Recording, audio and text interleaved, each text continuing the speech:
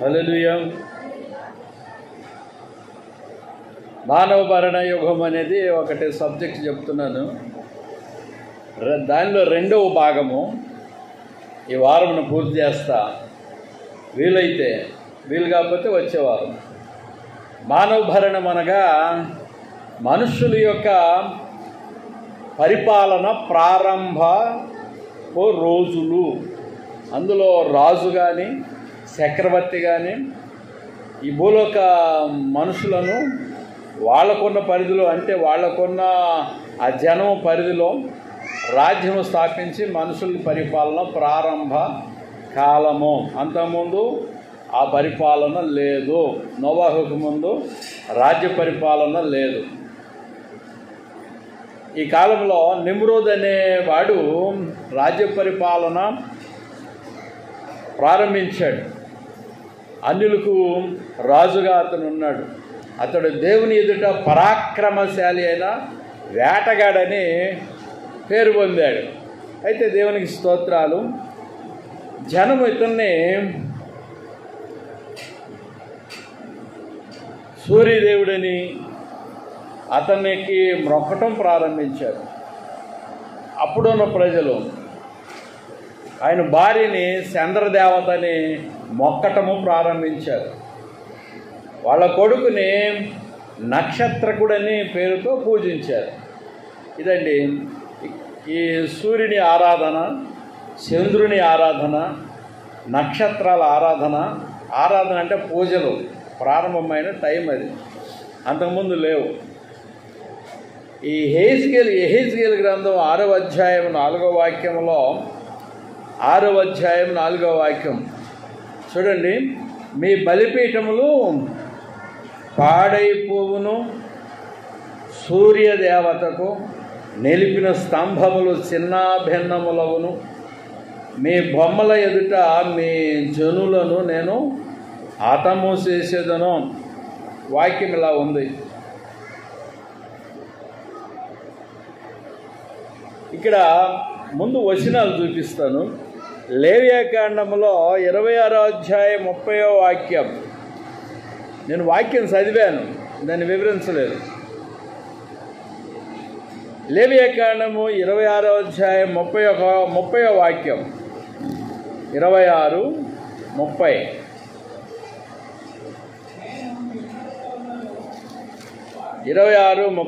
లో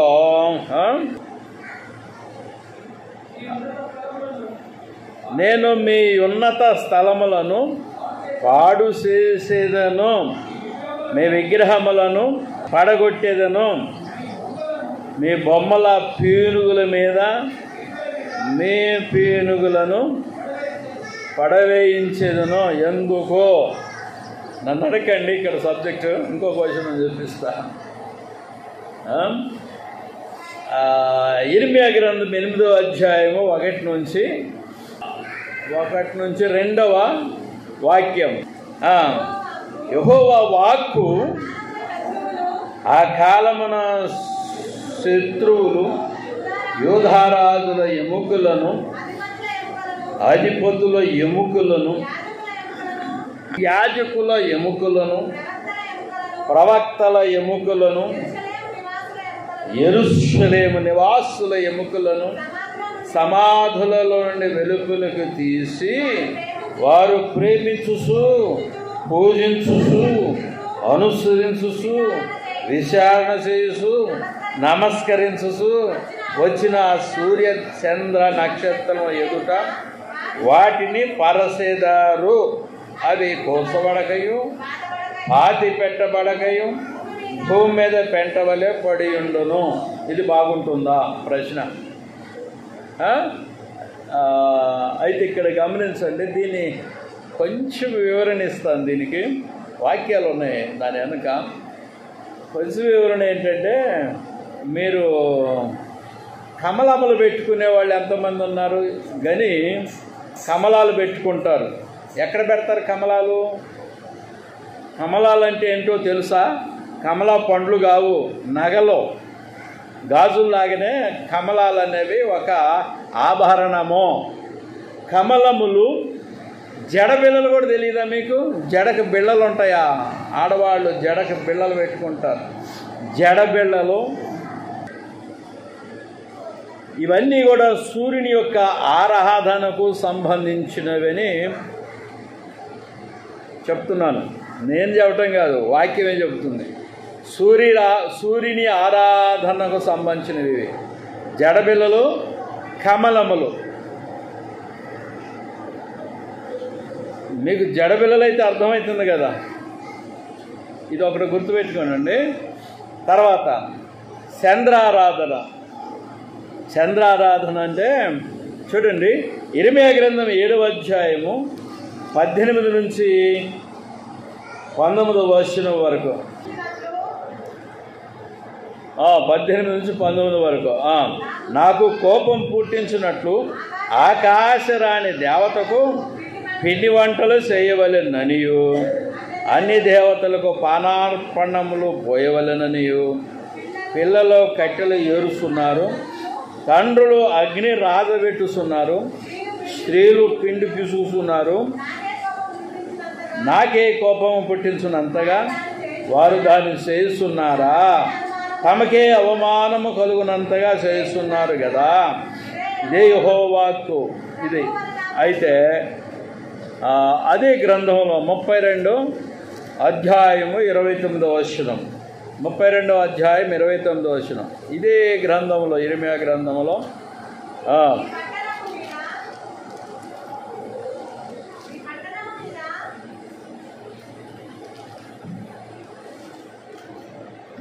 32:29లో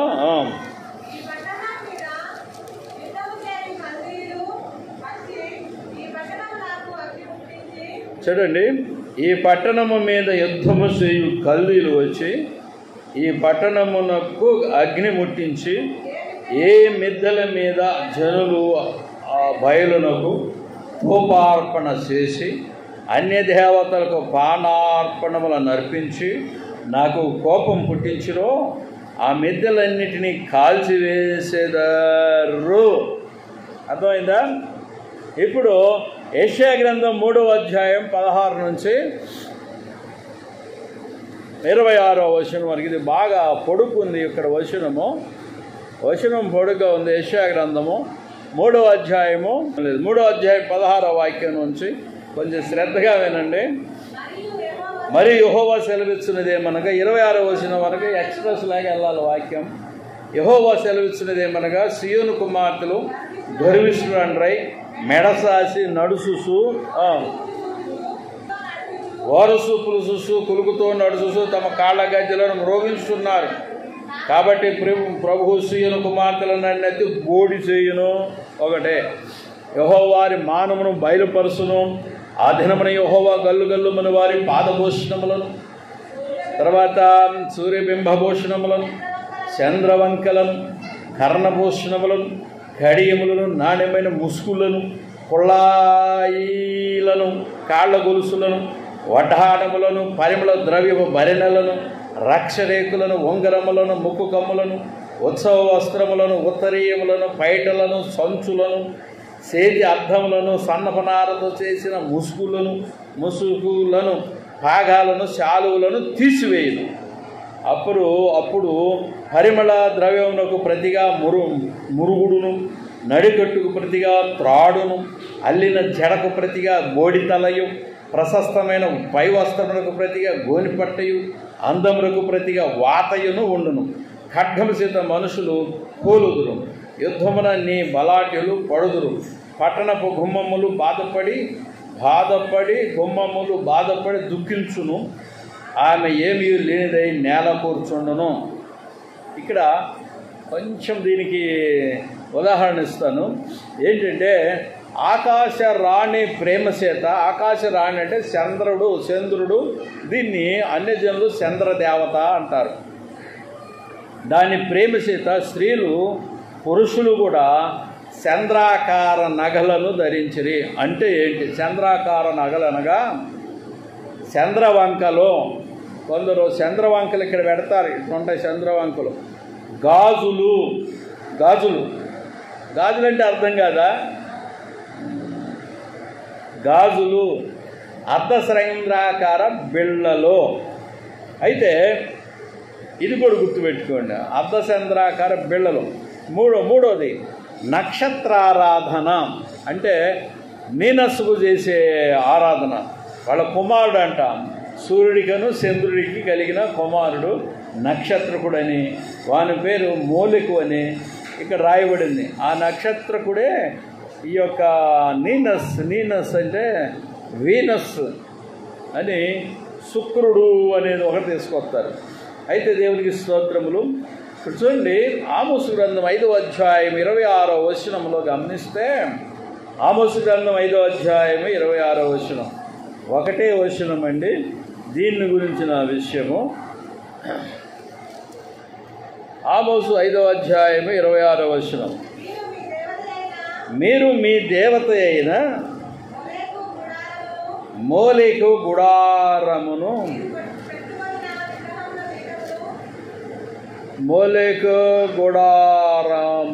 మీరు పెట్టుకొని నా విగ్రహముల పీఠమును మీరు మోసుకొని వచ్చి తిరిగి గదా. అదొక వచనం అండి. మోలేకు నక్షత్ర దేవత అంటారు. దీని నుండి నక్షత్ర ఆకార నగలు వచ్చినవి చెప్తున్నానండి.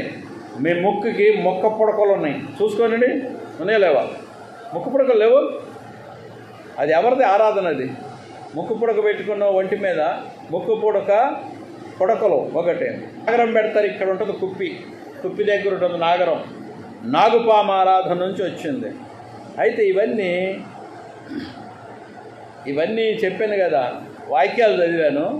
తర్వాత వాటి కింద కొంచెము ఒక్కొక్క నగ గురించి చెప్పాను. నేను మీ అందరికి ఒక ప్రశ్న అడుగుతాను. ఈ నగల పూర్తి వివరణను కొన్ని వచనాలు ఇచ్చే ముందు, కొన్ని వచనాలు మీకు ఇచ్చే ముందు, మీకు అందరికీ నగలు ధరించడం ఇష్టమా? ప్రశ్న. నాకు టైం ఈరోజు ఇంకో గంట ఎక్కువైనా పర్వాలేదు, మిమ్మల్ని అడుగుతున్నాను. మీకు నగలు ధరించుకోవటం ఇష్టమా? ఈ పుస్తీ సహా ముక్కు పుడకలో మన అన్ని నగలు ఏమేమి ఉన్నాయో అవన్నీ తీసివేయటం ఇష్టమా? మిమ్మల్ని ప్రశ్న అడిగితే నాకు ఏదైనా అక్కడ సమాధానం చెప్పాలా. మాకు నగలు ధరించుకోవటమే ఇష్టమంటే నేను మిమ్మల్ని ఏమనను. నగలు తీసివేయటం ఇష్టమంటే మా అమ్మగారు నగలు పెట్టుకుందా? ఏమన్నా నగలు ఉన్నాయా? నేనైతే పుష్టి కట్టలా, అమ్మకి మెడలో తాడు కట్టలేదు, కనపట్లా. మరి మొగుడున్నాడా? మగుడుంటే మరి పుస్తుంటేనే మొగుడు ఉన్నట్ట, లేకపోతే లేదా?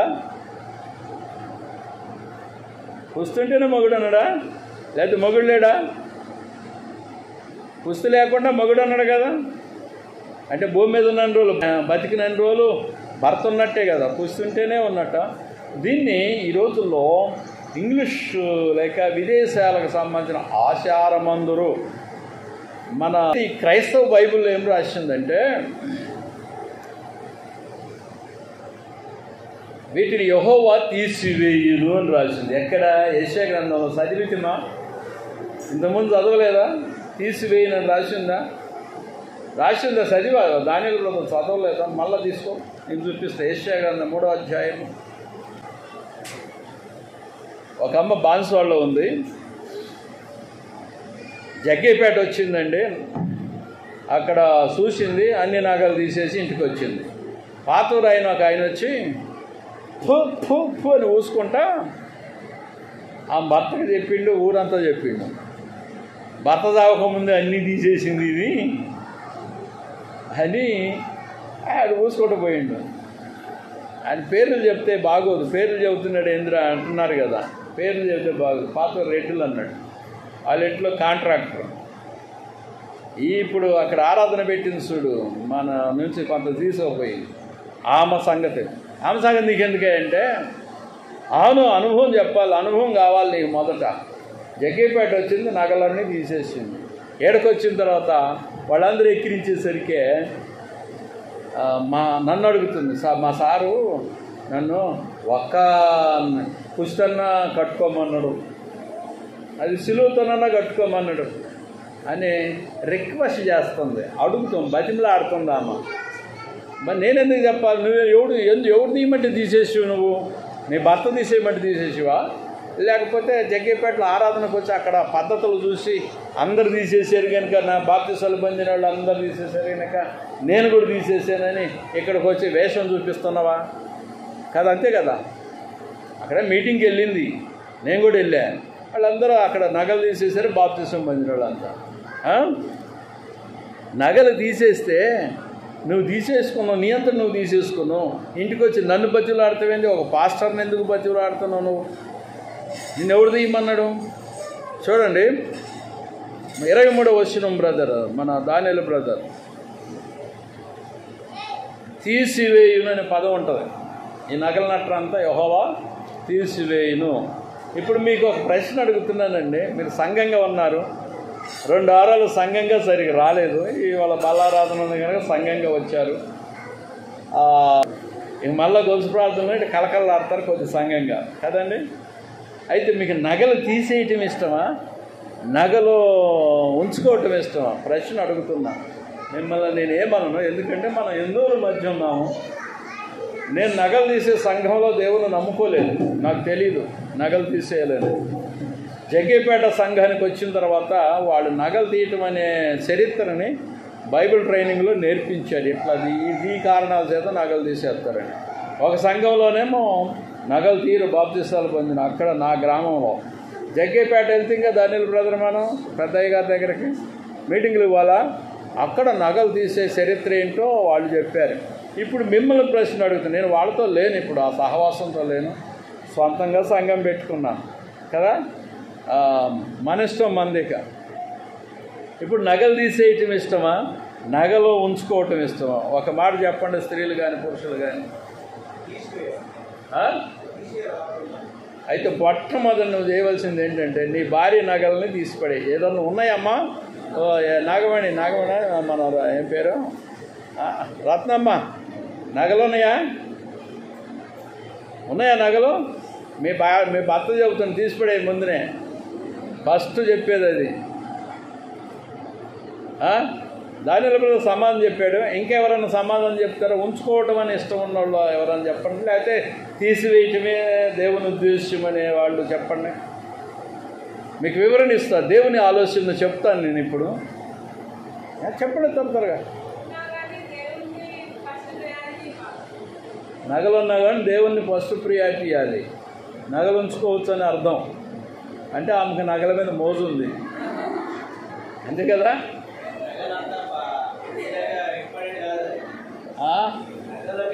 మన సామెలు చెప్తున్న నగలు నో పర్మనెంట్ ఆఫ్ నగలు, మన జ్యువెలరీ అనేది పెద్ద దానికి ప్రాముఖ్యత లేదు. సరే, ఇంకెవరైనా చెప్పండి. వాళ్ళు ఆలోచనలు చెప్తారు. త్వరగా టైం క్లోజ్ అవుతుంది. నువ్వు చెప్పేసి అయిపోయింది ఇది. ఇంకా మిగతా వాళ్ళు ఎవరైనా చెప్పచ్చు త్వరగా. నేను దేవుని ఆలోచనని మీ మధ్యకి తీసుకొస్తా. అయితే నేను క్రిస్మస్ పండుగలు చేసేవాడిని కాదు, గుడ్ ఫ్రైడే చేసేవాడిని కాదు, జనవరిని కూడా ఎగరగొట్టేయాలనుకుంటున్నా ఈ మధ్య. ఎందుకంటే అది కూడా ఒక దేవత పేరు మీద ఉన్నదంట. చరిత్ర తీసే బయటికి నెట్ నుంచి. అయితే దాన్ని ఇప్పుడైతే నేను జనవరిని మీకు అలవాటు పడ్డారు కనుక పండగనే తినడానికి వదిలిపెట్టేస్తాను మీ ఇష్టానికి. ఏ పండుగలు చేయను.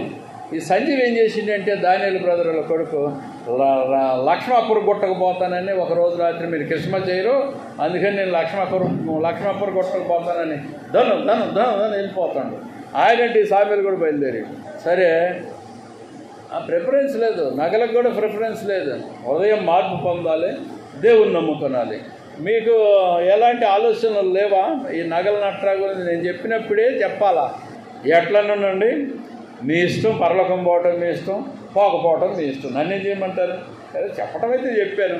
నన్ను అందరూ త్రోసివేసిన వాళ్ళే బ్రదర్. ఈ ఏరియాలో నన్ను ప్రేమించిన వాళ్ళు లేరు. ఈ నగల గురించి నేను ఒక చరిత్ర లిస్టు రాశా, ప్రింట్ చేసా, లోపల ఉంది. అయితే పండగలకు ప్రిఫరెన్స్ ఇవ్వను నేను. పండగలతో నాకు పని లేదు. ఇప్పుడు చెప్పండి, ఈ కొత్త బోధ ఏంటంటే బర్త్డేలు చేయటము, మన దినాలు చేయటము, మెమోరియల్ సర్వీస్ అంటారు, అవి చేయటము వాక్యానుసారం కాదు అని వాళ్ళ బోధ ఉంది. అయితే నేను ఆ నగలు పెట్టుకోవటాన్ని నేను ప్రేమించటం లేదు, నగలు పెట్టుకోకపోవటాన్ని నేను ప్రేమించటం లేదు. యేసన్న కూడా నేను చెప్పవలసింది ఏంటంటే, నాకు ఈ రోజున మానవ భరణం అనే ఒక సబ్జెక్ట్ చెప్పవలసి వచ్చింది కనుక నేను ఆ చరిత్రని దాని కంటిన్యూషన్ చెప్తున్నాను. ఆ చరిత్ర ఉంది, దాంట్లో సబ్జెక్ట్ ఉంది, రాసుకున్న విధానంలో మేము రాసిన క్లాసుల్లో అది ఉంది. ముక్కు పొడుకుల నక్షత్రాలకి సంబంధించినవి, మన గాజులు చంద్రారాధనకు సంబంధించినవి, గాజులు చంద్రుని ఆరాధనకు సంబంధించినవి, మన జడబిళ్ళలు సూర్యారాధనకు సంబంధించినవి. ఇవి కొన్ని మాత్రం ఇందులో వివరణ ఉంది, కానీ బైబిల్లో వివరణ అంతా. ఇప్పుడు యేసు ప్రభువుని ప్రేమించేవారు ఏం చేస్తున్నారంటే సిలువని మెడలో కట్టుకుంటున్నారు. అవునా? సిలువ గొలుసు వేసుకోరా. యేసు ప్రభువుని ప్రేమించేవాళ్ళు మెడలో సిలువ గొలుసుని వేసుకుంటున్నారు. మరి సూర్యుని ప్రేమించేవాళ్ళు జడబిళ్ళలు పెట్టుకుంటారు. సూర్యుని ప్రేమించేవాడు, చంద్రుని ప్రేమించేవాళ్ళు గాజులు పెట్టుకుంటారు. మన నక్షత్రాన్ని ప్రేమించేవాళ్ళు మొక్కు పుడకలు పెట్టుకుంటారు. యేసు ప్రభుని ప్రేమించే మెడలో సిలువలు వేసుకుంటున్నారు కదా, అంతే కదా. దేని మీద ప్రేమ ఉన్నోళ్ళు దానికి సంబంధించిన వస్తువుని శరీరం మీద వేసుకుంటున్నారండి. ఇప్పుడు అర్థమైందా సబ్జెక్టు? అది ఇప్పుడు వెళ్దాం. మీరెవరు చెప్పట్లా, ఒకరిద్దరు చెప్పారు ఏదో దానియేలు బ్రదర్ నగలు తీసేద్దాం అన్నాడు. మొట్టమొదటి చేయవలసింది తన భార్య విషయం తను జాగ్రత్త వహించవలను. ముందు నువ్వు నగలు తీసే తర్వాత చూద్దాం అన్నాడు కనుక తప్పేం లేదు. ఆయన స్ట్రాంగ్, ఆయన బలంగా ఉన్నాడు దేవుల్లో, ఆయన ఆలోచన కూడా బలంగా ఉంది. అందుకనే దేవుని వాక్యాన్ని చూశాడు, ఇక్కడ తీసేయమన్నాడు, తీసేద్దాం అంతవరకే. ఇక తనకి ఇష్టం లేదనుక తన భార్యకి నువ్వేమో బలవంతం చేయకూడదు తీసేట విషయంలో. తన ఉద్దేశం చెప్పిండు, ఉద్దేశాన్ని నేను చెప్తున్నాను. నీ ఉద్దేశాన్ని నువ్వు చెప్పొచ్చు. చాలా మంది ఉద్దేశాలు అడిగితే 2 రకాల ఉద్దేశాలు ఇక్కడ బయలుపడినవి. నగలకే ప్రాముఖ్యత మనం ఇవ్వద్దు, మారు మనసుకు ప్రాముఖ్యత ఇవ్వాలని కొందరు చెప్పారు. నగలకు కాదు ప్రాముఖ్యత, దేవునికి ప్రాముఖ్యత ఇవ్వాలి, మారు మనసుకి. సరే, ఇది సమర్పణతో కూడుకున్న అంశం.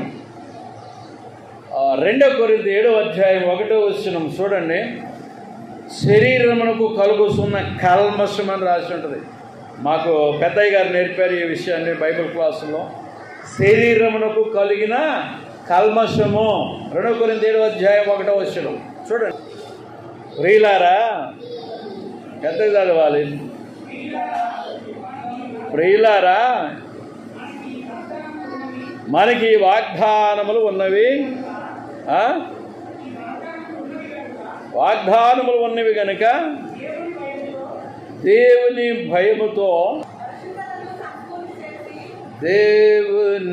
భయముతో పరిశుద్ధతను సంపూర్తి చేసి కొనుసు శరీరమునకును ఆత్మకును కలిగిన సమస్త కల్మషము నుండి మనలను పవిత్రులముగా చేసుకుందాము. ఇక్కడ చూడండి, కల్మషం అంటే అపవిత్రత లేక పాపానికి సంబంధించినది కల్మషం. ఆ కల్మషం అనేది శరీరానికి కలిగిన కల్మషం ఏంటంటే, నీ శరీరము దేవుని యొక్క ఆలయము అని బైబిల్ చెప్తుంది. అవునా? దేవుని ఆలయం మీద, ఈ శరీరం మీద విగ్రహానికి సంబంధించిన గుర్తు ఉండవచ్చా?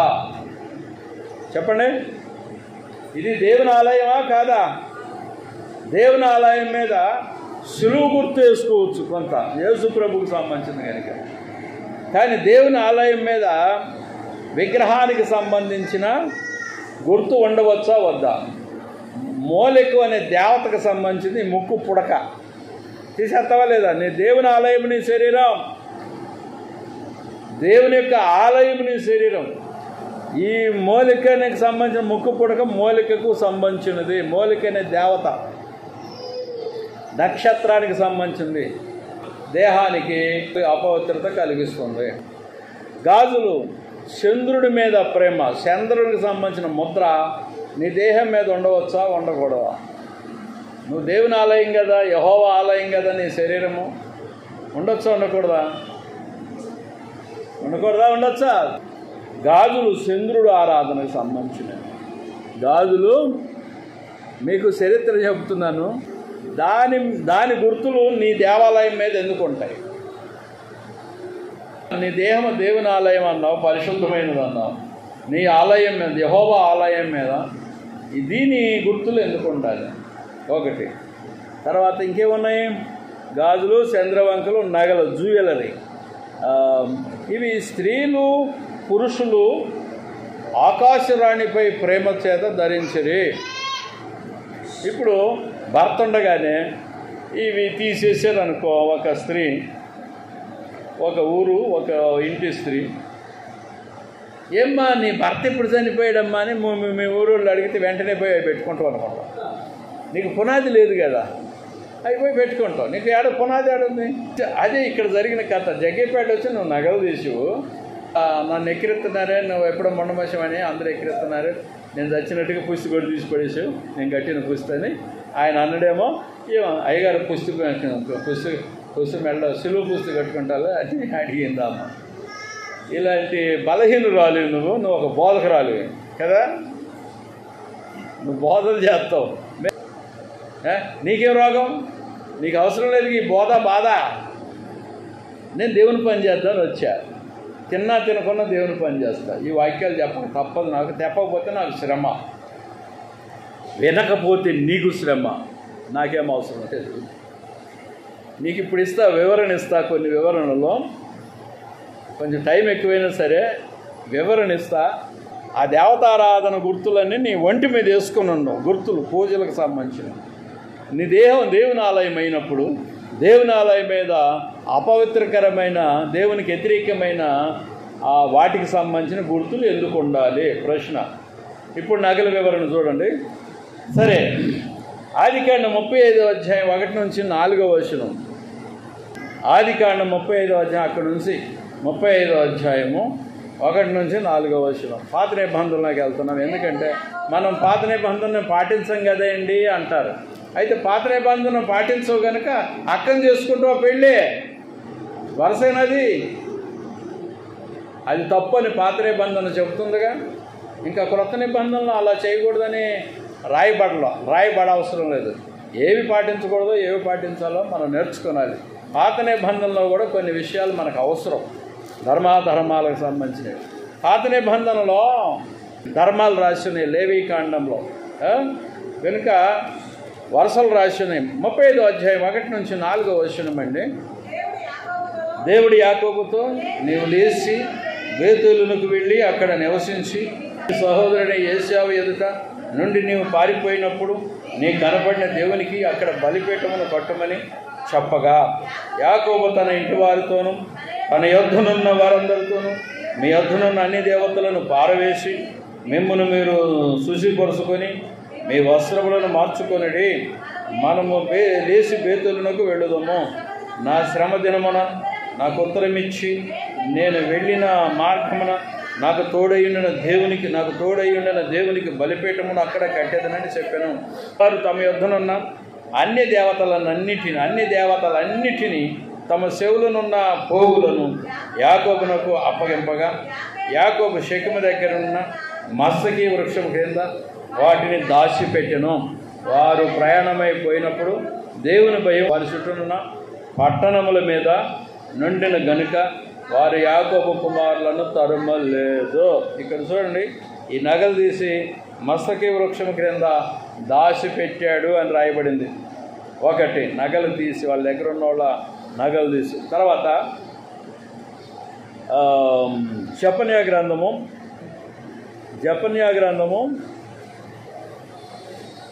1వ అధ్యాయం 4-5 వచనాలు.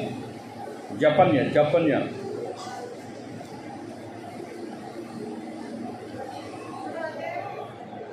1వ అధ్యాయం 4-5 వచనాలు.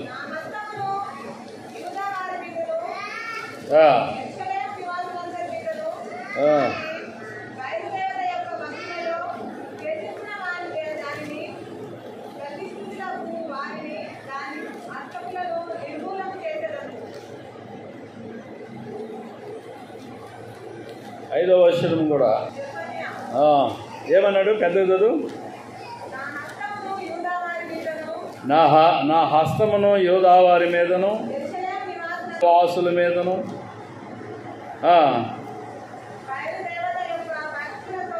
బయలుదేవత యొక్క భక్తులలో శేషించిన వారిని మిద్దెల మీదకి ఆకాశ సమూహములకు మొక్కు వారిని యెహోవా పేరును బట్టి బయలుదేవత తమకు రాజును దాని నామను బట్టి మ్రొక్కి ప్రమాణం చేయవారిని నేను నిర్మూలము చేసేదను. ఇది దేవుని ఉద్దేశం. 4వ వచనం, నా హస్తమున యూదా వారి మీదను యెరూషలేము నివాసులందరి మీదను సాపి బయలుదేవత యొక్క భక్తులలో శేషించిన వారిని దానికి ప్రతిష్ఠితులకు వారిని దాని అర్చకులను నిర్మూలన చేసేదను. దీనికి సంబంధించిన ఈ నగలు అనేవి అర్థం కదా, బయలుదేవతకు సంబంధించినవి. దాని భక్తులను చంపుతాను, తర్వాత దాని సంబంధించిన విగ్రహాలకు సంబంధించిన వాటిని కూడా నిర్మూలన చేస్తాను. వాళ్ళ ఎముకలను వాళ్ళ ఆరాధనలు ఎదుట తరుస్తాను అంటున్నాడు దేవుడైన యెహోవా మాట్లాడుతున్న మాట ప్రవక్తల ద్వారాగా. దేవునికి స్తోత్రాలు. హోషేయ గ్రంథం 2:13. హోషేయ 2:13.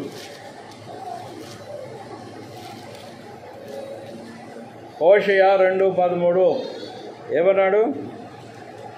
నన్ను మరచిపోయి నగలు పెట్టుకుని శృంగారించుకుని బయలుదేవతలకు ధూపం వేసి ఉండుటను బట్టియు దాని విటకాండ్రను వెంటాడి ఉండుటను బట్టియు నేను దానిని శిక్షించును. అర్థమైందా? ఏమన్నా ఏం పాడ దాన్ని విటకాండ్రిని దాంతో సహా సారింతును, నిర్మూలన చేస్తాను. విటకాండ్రి అంటే ఏంది? విటుడు. ఆ ముసలమ్మ చెబుతుందయ్యా నాకు వాళ్ళ ఇంటికి పోతే, అయ్యగారు నా కొడుకుని చంపేశారు అన్నది.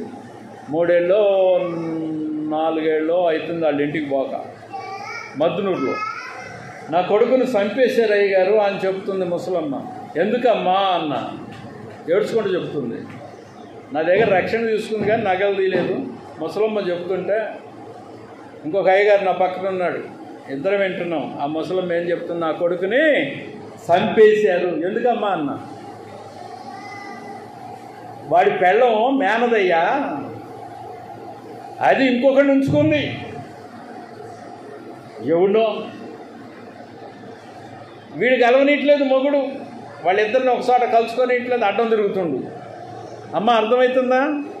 మాట అర్థమవుతుందా? వాళ్ళిద్దరిని విటుడు అంటే వాడే. ఎవరు?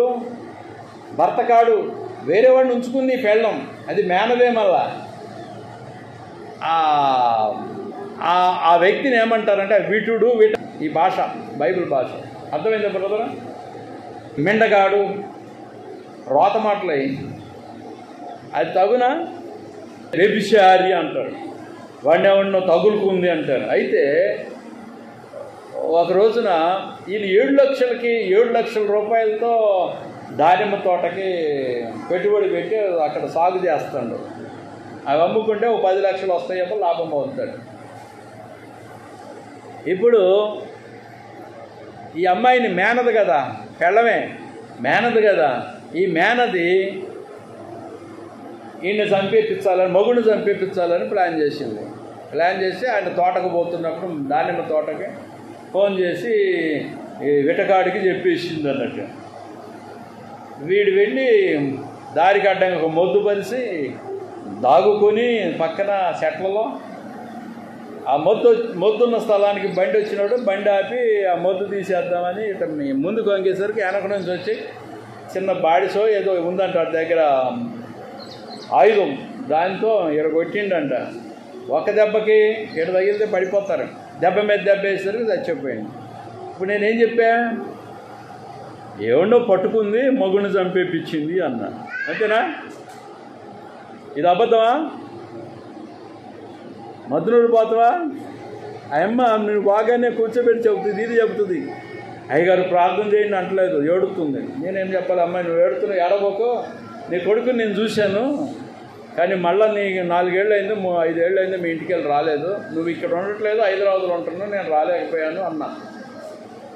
3 ఏళ్ళు అవుతుందంట ఆ ముండబట్టి, ఇక్కడికి రాలేకపోతుంది బాన్సువాడకి, అందుకని ఆమె నడవలేకపోతుంది, అందుకని ఆమె ఇక్కడ చర్చి రాలేకపోతుంది, అక్కడేదో ఆరాధన జరుగుతుంటే అక్కడికి పోతుంది.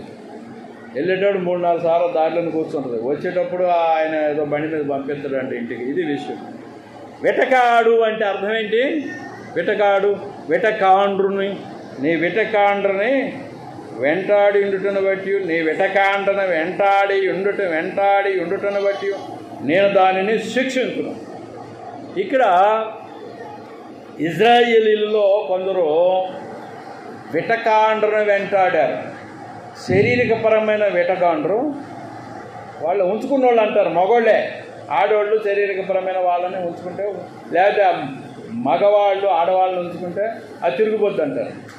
ఈ 2 కాకుండా ఇంకొక పదాన్ని జోడించవచ్చు. ఏంటంటే ఆ పదము మన యెహోవాని కాక పూజ చేయటం, ఆరాధన చేయటంలో.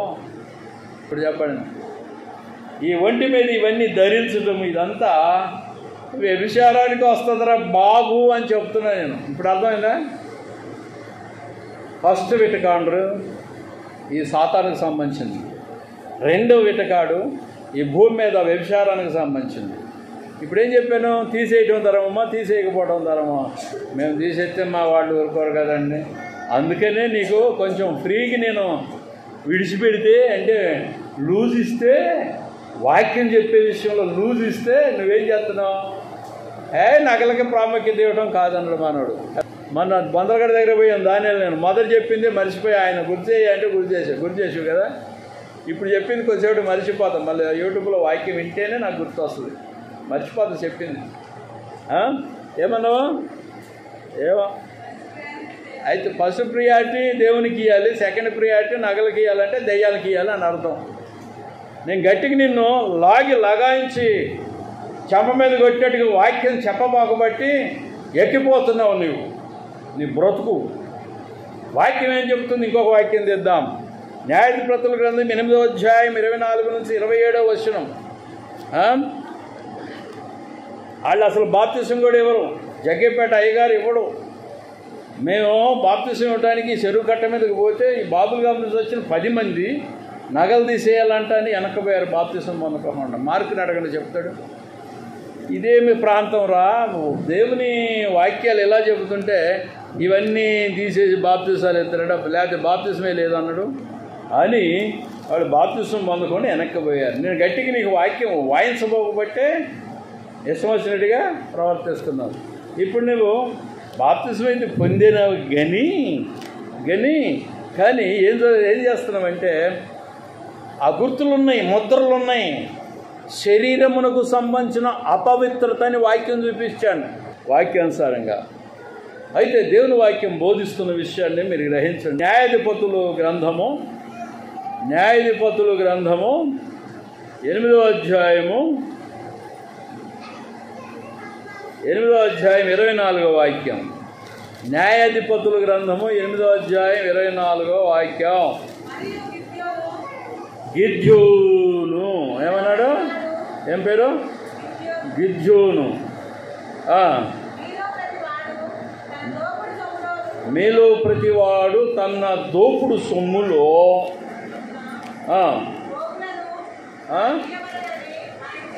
పోగులను నాకు ఇయ్యవల్లని మనవి చేసి ఐ రిక్వెస్టెడ్ యూ పోగులన్నీ ఇచ్చేయండి. తర్వాత 27వ వచనంలో, కావున ఇజ్రాయిల్ అందరూ అక్కడికి పోయి దానిని అనుసరించి వ్యభిచారులైది, అది గిద్యోనుకును అతని ఇంటి వారికి ఉరిగా నుండెను. అయితే ఇక్కడ చూడండి, ఇక్కడ ఈయన ఏ పోతును చేశాడు? ఈ యొక్క గిద్యోను మన నగలిస్తే, పోగులు ఇస్తే ఆయన ఏం చేశాడు? పోగులను నాకు ఇవ్వాలని చెప్పాడు కదా. వారు ఇష్మాయేలీలు కనుక వారికి పోగులు ఉండెను. అందుకు వారు సంతోషంగా మేము వాటిని ఇచ్చేదమని చెప్పి ఒక పట్టణ పరిచి ప్రతివాడు తన దోపుడు సొమ్ములో నుండిన పోగులను దాని మీద వేసును. మిద్యాను రాజులు ఒంటి మీదనున్న చంద్రహారములు కర్ణభూషములు ద్రౌప్రవర్ణ బట్టలు గాకను ఒంటెల మెడలనున్న గొలుసులు గాకును అతడు అడిగిన బంగారు పోగులు ఎత్తు 1700 తులముల బంగారం గిద్యోను దానితో ఒక ఏ పోతును చేయించుకుని తన పట్టణమైన ఓప్రాలో దాన్ని ఉంచాను. దీని చేత కావున ఇజ్రాయేలీలందరూ అక్కడికి పోయి దానిని అనుసరించి వ్యభిచారులైరి అది గిద్యోనుకును అతని ఇంటి వారికి ఉరిగా మారిన. దేని చేత? ఏ పోదును అనుసరించారు కనుక, ఏ పోదు అంటే తర్వాత చెప్తారండి. ఏ పోదును అనుసరించారు కనుక దేవునికి వ్యతిరేకంగా వ్యభిచారులు అయిపోయారు, విగ్రహారాధికులు అయిపోయారు. తర్వాత ఈ యొక్క పాత నిబంధనలో కొన్ని అంశాలు ఉన్నాయండి. ఏది? నిర్గమకాండం 33వ అధ్యాయం 5-6 వాక్యాలు. 33వ అధ్యాయము 5-6 వాక్యాలు. కాగా యెహోవా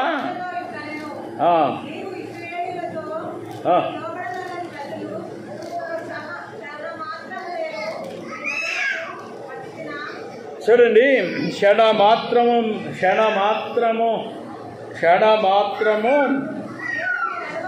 నేను మీ మధ్యకు వచ్చి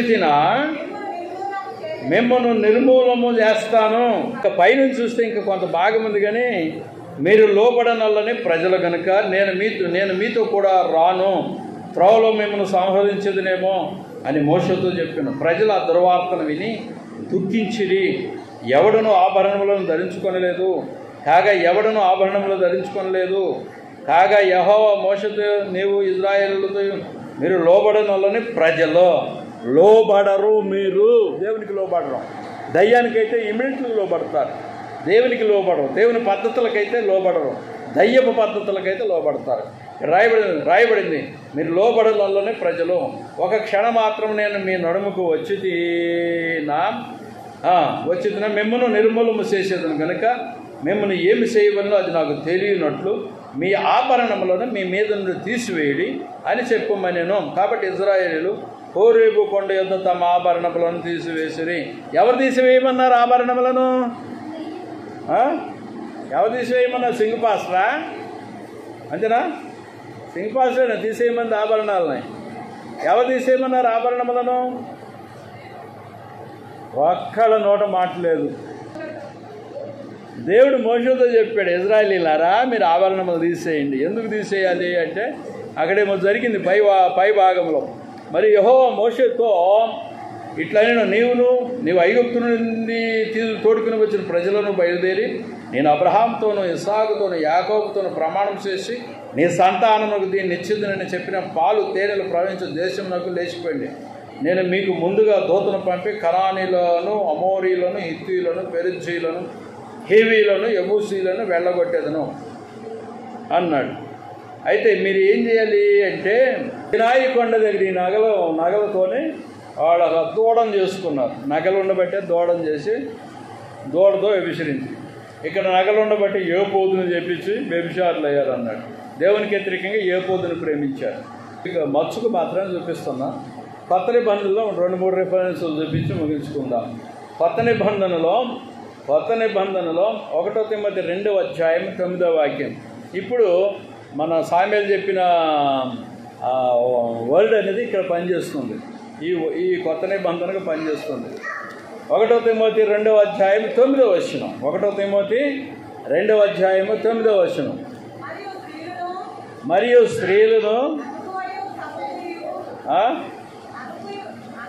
స్త్రీలు అనుకువయు స్వస్థబుద్ధియు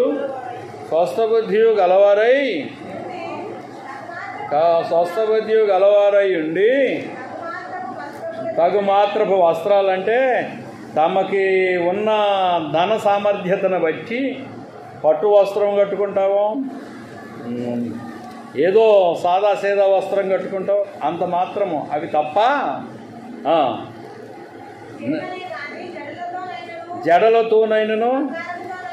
ఇక్కడ చూడండి, జడల వివరణ చూడండి. ఒక అమ్మ ఒక జడలు వెనకేసింది, మరొక జడ ముందుకేసింది ఇటు, ఇంకొక జడ ఇటేసింది. జడలతోనైనను అలంకరించుకొనక ఇంకొకళ్ళు ఈ మధ్య ఏం చేస్తారు, ఎట్టొక జడ కడుతున్నారు, తర్వాత ఇట్లొక జడ కడుతున్నారు. ఎన్ని జడలో ఒక తలకాయకి ఆయన పొడుగుంటాయి ఆ ఎంట్రుకలు. జడలతోనైనను వివరణ బంగారముతోనైనను ముత్యాలంట. ముత్యాలు ఏడన్నాయి, ముత్యాలు మన దగ్గర ఏడున్నాయి, పిచ్చి ముత్యాలు ఉంటాయి. ముత్యాలతోనైనను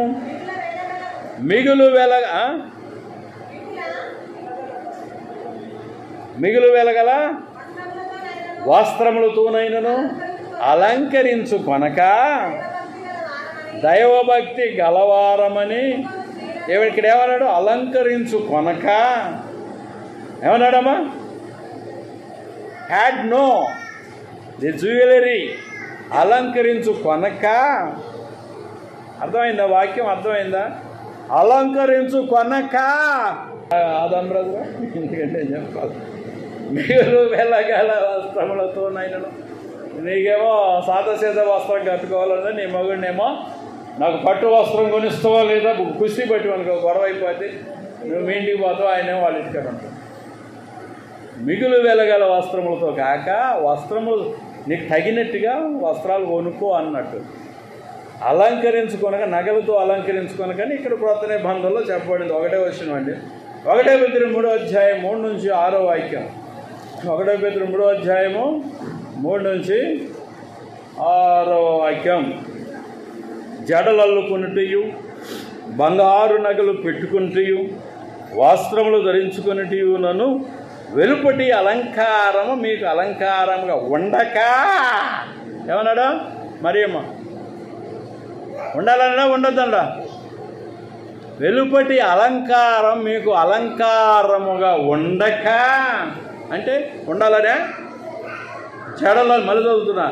జడలల్లుకొనుటయు బంగారు నగలు పెట్టుకొనుటయు వస్త్రములు ధరించుకొనుటయు నన్ను వెలుపటి అలంకారము మీకు అలంకారముగా ఉండక సాధువైనట్టు మృదువైనట్టునైనా గుణమున అక్షయాలంకారము గల మీ హృదయపు అంతరంగ స్వభావము మీకు అలంకారముగా ఉండవలన. అంతరంగ స్వభావం అలంకారంగా, గుణం అనేది సరిగ్గా ఉండాలని చెప్పాడండి. చెప్పండి మీరు. 3వ అధ్యాయం 3 నుంచి 6 దాకా ఉంది. మీ హృదయపు అంతరంగ స్వభావం మీకు అలంకారముగా ఉండవలెను, అది దేవుని దృష్టికి మిగులు విలువ కలిగినది. అటువలే పూర్వము దేవుని ఆశ్రయించిన పరిశుద్ధ స్త్రీలను తమ స్వపురుషులకు లోబడిండుటి చేత తమ్మును తాము అలంకరించుకొనిరి. ఆ ప్రకారము శారా అబ్రహామును యజమానుడని పిలుచు అతనికి లోబడిండును. మీరును యోగ్యముగా నడుచుకొనుసు ఏ భయమునకు బెదరకయున్న ఎడల ఆమెకు పిల్లలగుదురు. అక్కడ ఒక స్త్రీ ఉంది, బాబేలు అనే స్త్రీ. పేరు పెట్టాడు కానీ బాబేలుని స్త్రీ అన్నాడు కానీ అది బాబేలు కాదు, సైతాన్ పెళ్ళం. ఆమెకి వేశ్యలకు తల్లి అంటాడు. ఆమె అలంకరించుకున్నట్టుగా అలంకరించుకుంటే ఆమె పిల్లలు అవుతారు, మగవాళ్ళు కానీ ఆడవాళ్ళు కానీ. అందరిని వేశ్యలు అన్నట్టురా. నేను అనలేదు, వాక్యంలో ఉన్నది నేను చదువుతున్నా. చదువు. ప్రకటన గ్రంథం 17వ అధ్యాయం 4-5 వచనాలు. ప్రకటన గ్రంథము 17వ అధ్యాయము 4-5 వచనాలు. ఆ స్త్రీ ధూమ్ర రక్తవర్ణము గల వస్త్రము ధరించుకున్నది, బంగారముతోనూ రత్నములతోనూ ముత్యములతోనూ అలంకరింపబడినదై ఏహమైన కార్యములతోనూ తాను చేస్తున్న వ్యభిచార సంబంధమైన అపవిత్ర కార్యములతోనూ నిండిన యొక్క సువర్ణ పాత్రను తన చేత పట్టుకొని ఏండెనో. 5వ వచనం. దాని నొసట దాని పేరు ఇలాగ రాయబడి మర్మము వేశ్యలకును భూమిలోని ఏహమైన వాటికి తల్లి అయిన మహాబబులోను అని రాయబడింది. తర్వాత 18వ వచనంలో 17వ వాక్యంలో ప్రతి నావికుడును ఎక్కడికైనాను సబురు చేయు ప్రతివాడును వాడవారును సముద్రం మీద పనిచేసి జీవనము చేయు వారందరూ దూరముగా నిలిచి దాని దహన ధూమమును చూసిరి. అది నాశనం అయిపోయింది. అయితే ఇక్కడ చూడండి, లాస్ట్కి వెళ్ళిపోయాము. నేను చాలా మాటలు నా సొంత మాటలు చెప్పలేదు. వాక్యంలో పాత నిబంధనలు ఎలాగుంది, క్రొత్త నిబంధనలు ఎలాగుంది, మరి అనుసరించకపోవటం అది నీ పని, నా పని కాదు. మేము అనుసరిస్తున్నాం. ఎలాగా? భాగ్యం అనుసరిస్తుంది. ఆమెకి భర్త లేడు కనుక ఆమె పెట్టుకోదు, ఆమెతో మాకేం పని, భర్తలు ఉన్నోళ్ళు అందరము అంటారు. మరి మా అమ్మగారు పెట్టుకోలేదు కదా, ఆమెకు భర్త ఉన్నాడు కదా. ఎంతమంది కావాలి ఈ దేశం మీద మీకు చూపెట్టడానికి, నేను చూపెట్టడానికి ఎంతమంది కావాలి ఈ దేశం మీద? నగలు ధరించిన వ్యక్తులను చూపించమంటావు. అయితే ఒకటి, ప్రజలను మరీ ఇంత కఠినంగా శాసించవల్లని దేవుని వాక్యం చెప్పలేదు. అనుసరించే వాళ్ళు, సమర్పణ ఉన్నోళ్ళు అనుసరించవచ్చు, సమర్పణ ఉన్నోళ్ళు అనుసరించవచ్చు. సమర్పణ 2 కొరింథీ 7వ అధ్యాయం 1వ వచనం ఏమన్నది? సమర్పణ. అదేంటిది? శరీరాన్ని దేవునికి సమర్పించు అంటుంది అక్కడ వచనం. ఆత్మని దేవునికి సమర్పించు. ఆత్మని దేవునికి సమర్పిస్తే శరీరంతో పాపము చెయ్యరు. ఆత్మ ఒప్పుకోదు. ఆత్మ శరీరాన్ని తీసుకుపోయి పాపములో కూరుకుపోయేటట్టుగా చెయ్యదు. ఆత్మని దేవునికి సమర్పిస్తే ఆత్మని సమర్పించాలి, శరీరాన్ని సమర్పించాలి. సర్వసాధారణంగా శరీరాన్ని ఎవరికి సమర్పిస్తారు చెప్పండి? ఎవరికి సమర్పిస్తారు శరీరాన్ని? ఎవరు పూజ చేస్తారు నీ శరీరాన్ని? పూజ ఆరాధన అంటే ప్రేమించుట అని అర్థం. ఎవరు నీ శరీరాన్ని ప్రేమించేది? తోలుని ప్రేమించేది ఎవరు? మాంసాన్ని ప్రేమించేది ఎవరు? నీ రక్తాన్ని ప్రేమించేది ఎవరు? నిన్ను ప్రేమించేది ఎవరు? నీ ముక్కు ముఖాన్ని ప్రేమించేది ఎవరు? నీ కాళ్ళను ప్రేమించేది ఎవరు? నీ చేతులను ప్రేమించేది ఎవరు? నీ వీపును ప్రేమించేది ఎవరు? నీ పొట్టను ప్రేమించేది ఎవరు? ఇప్పుడైనా అర్థమైందా? ఏమర్థమైంది? ఆరాధన చేసేది ఎవరు? నిన్ను ఎంత చెప్పినా మీకు ఎంత అర్థం కాకుండా ఉంటే నేనేం చెప్పాలా? ప్రేమించేది ఎవరు? నన్నే చెప్పమంటారా? ఆమె చేసుకున్న ఆమె హస్బెండ్ బెండిది ఏంటిది? అది బెండు హస్బెండ్ బౌండ్ బ్యాండ్. ఇది బ్యాండెడ్. ఏంటిది? ఇది బ్యాండెడ్ అంటే ఏంటి? వస్త్రాన్ని బ్యాండెడ్ అండి. దేశమంతా అది దానికి ప్రాముఖ్యత ఉంది, ప్రత్యేకత ఉంది. స్త్రీ నీకు బ్యాండెడ్, నీ భార్య నీ యొక్క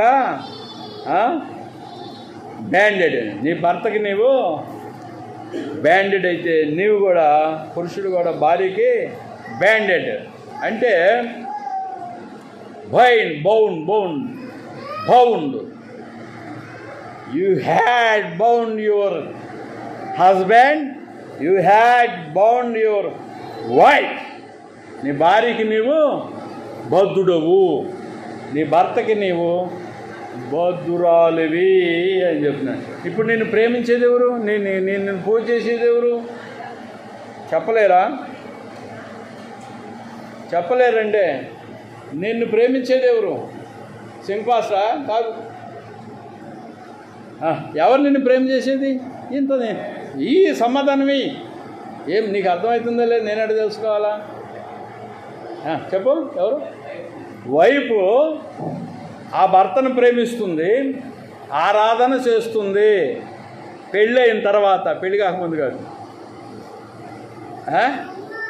మన భర్త తన భార్యను ఆరాధన చేస్తాడు.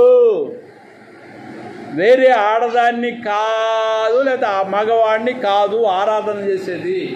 ఎవరినెవరు ఆరాధన చేస్తారు? భార్యను భర్త, భర్తను భార్య ఆరాధన చేస్తారు. దాన్నే ప్రేమ అంటారు. ప్రైజ్ ది లార్డ్, హల్లెలూయా. ఇప్పుడు చూడండి, శరీరాన్ని ప్రేమ చేసేవారు వాళ్ళిద్దరే, ఇంకా వేరే వాళ్ళకి అవకాశం లేదు. దేవునికి నీ శరీరాన్ని అర్పించాలా? దేవునికి నీ శరీరాన్ని అర్పించాలి. శరీరాన్ని అర్పించడం అంటే, ప్రభువా ఈ శరీరం మీద నీకు తప్ప ఎవరికి అధికారం లేదు, నీకే నా మీద అధికారం ఉంది అనుకున్న వాళ్ళు నీ శరీరమును దేవునికి సమర్పించుడి. అప్పుడు ముక్కు పుడక ఉండదు, గాజు ఉండదు, ఏది ఉండదు. మరి అట్లయితే పరిశుద్ధమైన స్త్రీలు అలంకరించుకున్నారు కదండి. ఎలియాజరుపై ముక్కు పుడక పెట్టాడు కదండి, ముక్కు కమ్ములు ఇచ్చాడు కదండి, ఇది ఆ యొక్క రెబకాకి అంటారు, అంతే కదా. తర్వాత శారాకు కూడా నగలు ఉన్నాయి కదండి. మరి అహరోను యొక్క వంశంలో కొందరికి పరిశుద్ధ భూషణ ఆభరణాలు ఉన్నాయి కదండి కదా. ఇవన్నీ ప్రశ్నలే, వెర్రి ప్రశ్నలు. నేను చెప్పింది ఒకటి, వాళ్ళు ప్రశ్నించేది వేరు. అందుకని చాలా సంఘాలు ఈ నగల నట్రాన్ని ధరించుకుంటున్నారు. వాళ్ళు చెప్పే విధానాల్లో తగు మాత్రం అంటే ఒకటన్న పెట్టుకోవాలి, ఒకటన్న ధరించాలని వాళ్ళ సంఘాల వాళ్ళు చెబుతున్నారు. నగలు నట్ర చరిత్ర కొంచెం చెప్పాను, దానికి చాలా ఉంది, కొంచెం చెప్పాను. పోతే ఇది అధికమైన భారం అవుతుంది, నిప్పులు తీసుకొని కాల్చినట్టు అవుతుంది విశ్వాసని. అందుకని మీకు ఒక వచనం చూపెట్టి ముగిస్తా. అపోస్తుల కార్యం 15వ అధ్యాయంలో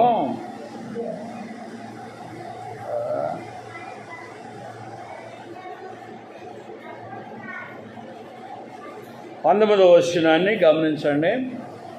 అపోస్తుల కార్యములు 15వ అధ్యాయము 19వ వచనం. కాబట్టి అన్యజనులలో నుండి దేవుని వైపు తిరుగుతున్న వారిని మనము కష్టపెట్టక విగ్రహ సంబంధమైన అపవిత్రతను జారత్వమును గొంతు పిసికి చంపిన దానిని రక్తమును విసర్జించుటకు వారికి పత్రిక వ్రాసి పంపవాలని నా అభిప్రాయము. ఇక్కడ ప్రభు శిష్యుడు అంటున్నాడు, అన్ని జనుల్లో నుండి అనేకులు దేవుని వైపు తిరిగారు, ఈ నగల నట్రా గురించి బోధ చేసిన, ఇంకా అధికమైన భారం వాళ్ళ మీద పెట్టినా బాగోదు. అందుకని వాళ్ళకి ఒక పత్రిక రాద్దాము, గొంతు పిసుకు చంపిన పందిని తినకూడదని, పంది మాంసం తినకూడదని, జారత్వం అంటే కళ్ళతో జరిగే పాపము కూడదని, తర్వాత